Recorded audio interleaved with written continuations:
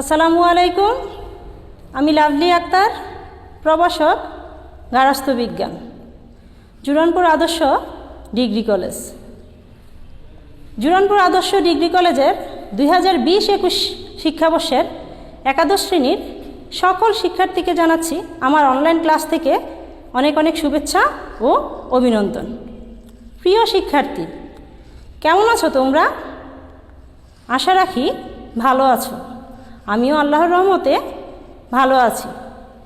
আজকে তোমাদের সাথে আমার প্রথম অনলাইন ক্লাস, তাই পাঠ্য বইয়ের অন্তর্ভুক্ত লেকচার শুরু করার পূর্বেই তোমাদের কতগুলো বিষয় জানা প্রয়োজন। আজকে আমার আলোচনা পর্বে সেই অংশটুকুই রেখেছি। চলো এবার জানিয়ে দেই সেই বিষয়গুলো। তোমরা আমাদের কলেজের অফিসিয়াল পেজ থেকে নিশ্চয়ই পেয়েছো পাঠ্য বইয়ের লিস্ট।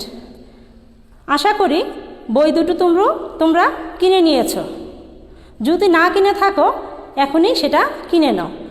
দেখা যাচ্ছে যে আমরা যেহেতু অনলাইন ক্লাস করছি, তোমাদের সাথে একটা গ্যাপ থেকে থাকবে। অনলাইন ক্লাসের মাধ্যমে সমস্ত কিছুই দেয়া সম্ভব হয় না, তাই তোমরা দুটো বইই কিনবে, কারণ দুটো বই কেনার মাধ্যমে দেখা যাচ্ছে অনেক বেশি তথ্য তোমরা পেয়ে থাকবে। চলো এবার জেনে নেই পাঠ্যসূচি সম্পর্কে। তোমাদের পাঠ্যসূচিতে দুটি বিভাগ রয়েছে, অর্থাৎ প্রতিটি অধ্যায়গুলোকে দুটা ভাগে ভাগ করা হয়েছে। প্রথম বিভাগটা হলো গৃহ ব্যবস্থাপনা ও গৃহায়ন, এবং অপর যে বিভাগটি রয়েছে সেটি হলো বস্ত্র ও বয়নশিল্প। ক অংশ অর্থাৎ ক বিভাগটি গৃহ ব্যবস্থাপনা ও গৃহায়ন অংশটি বিভাগীয় প্রধান সহকারী অধ্যাপিকা জনাব আয়েশা আক্তার বানু পড়াচ্ছেন। ইতিমধ্যে হয়তোবা তোমরা একটি ক্লাস পেয়েছ।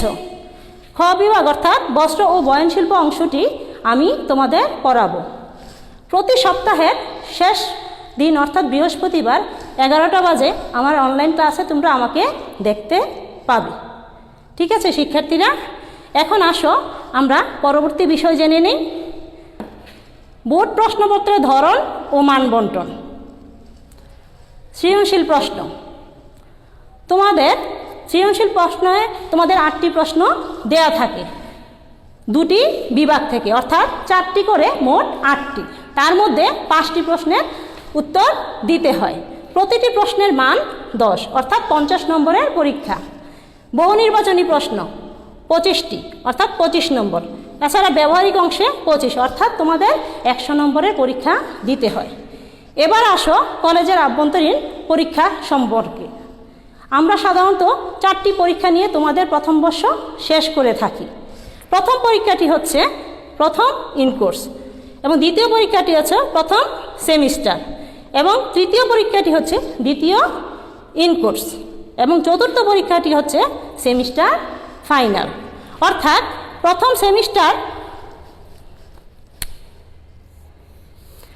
সেমিস্টারের ফলাফল প্রথম ইনকোর্সের সাথে সমন্বয় করে দেয়া হয়ে থাকে। এছাড়া সেমিস্টার ফাইনালের ফলাফল দ্বিতীয় ইনকোর্সের সাথে সমন্বয় করে দেয়া হয়ে থাকে। তাই প্রতিটি পরীক্ষাই তোমাদের কাছে গুরুত্বপূর্ণ। ঠিক আছে শিক্ষার্থীরা, আরেকটি কথা তোমাদের বলতে চাই, তোমরা যদি আমার এই বোর্ড প্রশ্নপত্রের ধরন ও মানবন্টন সম্পর্কে বুঝতে না পারো, তোমাদের বইয়ের পিছনের অংশে এই অংশটি সংযোজিত আছে, তাই সেই অংশটি দেখে তোমরা বুঝে নিবে আশা করি। প্রিয় শিক্ষার্থী, এখন যে বিষয়টা নিয়ে তোমাদের সাথে আলোচনা করব সেটা পাঠ্য বই বহির্ভূত। আমরা শুধু পাঠ্য বইয়ের মাধ্যমেই জ্ঞান অর্জন করি না, আমরা পাঠ্য বইয়ের বাহিরেও জ্ঞান অর্জন করতে পারি। এখন যে বিষয়টি বলবো সেটি হলো বিভিন্ন দিবস সম্পর্কে। তোমরা কি জানো আজকে কয় তারিখ? আজকে হলো 15ই অক্টোবর 2020। এই তারিখে বিশ্বের বিভিন্ন দেশের সাথে বাংলাদেশও কিছু দিবস পালন করে থাকে। তার মধ্যে একটি দিবস হলো বিশ্ব হাত ধোয়া দিবস। এই হাত ধোয়ার মাধ্যমে আমরা করোনা ভাইরাসের মতো ভাইরাসকেও রোধ করতে পারি। বিশ্ব সংস্থার গাইডলাইন অনুযায়ী বলা চলে যে প্রতি 20 মিনিট অন্তর অন্তর 20 সেকেন্ড হাত ধোয়ার মাধ্যমে ভাইরাস রোধ করা সম্ভব। শুধু এই ভাইরাসই নয়, এছাড়া আরও 20টি রোগ থেকেও রেহাই পাওয়া যায় এই হাত ধোয়ার মাধ্যমে। আমি সুস্থ থাকলে পরিবার সুস্থ থাকবে, এবং পরিবার সুস্থ থাকলে আমার পুরো সমাজ সুস্থ থাকবে। কি শিক্ষার্থীরা বুঝতে পেরেছ? এছাড়া আরও কিছু দিবস আছে, যে দিবসটা হলো নারীর সাথে সম্পৃক্ত।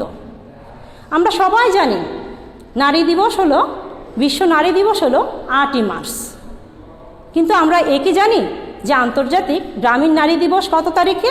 হ্যাঁ শিক্ষার্থীরা, এখন আমি বলতেছি যে 15ই অক্টোবর হলো আন্তর্জাতিক গ্রামীণ নারী দিবস।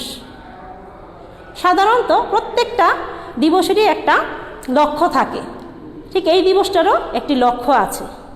সাধারণত নারীদের সমাজে, পরিবারে মূল্যায়নের উদ্দেশ্যে সাধারণত এই দিবসটা পালন হয়ে থাকে।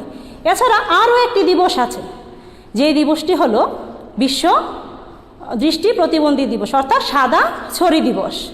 এই দিবসটি সাধারণত যারা দৃষ্টি প্রতিবন্ধী তাদের উদ্দেশ্যে পালিত হয়ে থাকে।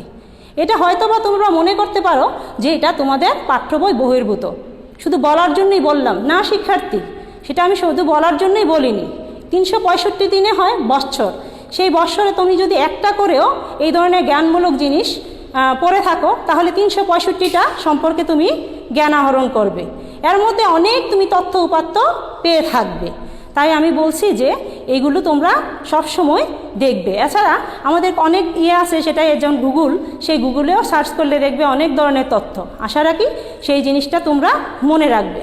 প্রিয় শিক্ষার্থীরা, তোমাদের সাথে আমার পরবর্তী ক্লাস হলো 22-10-2020, অর্থাৎ আমি এই অধ্যায়ে আলোচনা করব 12, অর্থাৎ পাঠ ফ্যাশন, স্টাইল ও ডিজাইন। প্রত্যেকে তোমরা বই নিয়ে এবং খাতা কলম নিয়ে আমার অনলাইন ক্লাসে 11টা হাজির হয়ে যাবা। ঠিক আছে শিক্ষার্থীরা? আমার অনলাইন ক্লাসে তোমরা অবশ্যই দেখবে, এবং আমার তখনই আমার অনলাইন ক্লাস সার্থক হবে। ঠিক আছে শিক্ষার্থীরা, তোমাদের সাথে আজকে আমার এই অনলাইন ক্লাস এখনই শেষ করলাম। খোদা হাফেজ, ভালো থাকো, সুস্থ থাকো।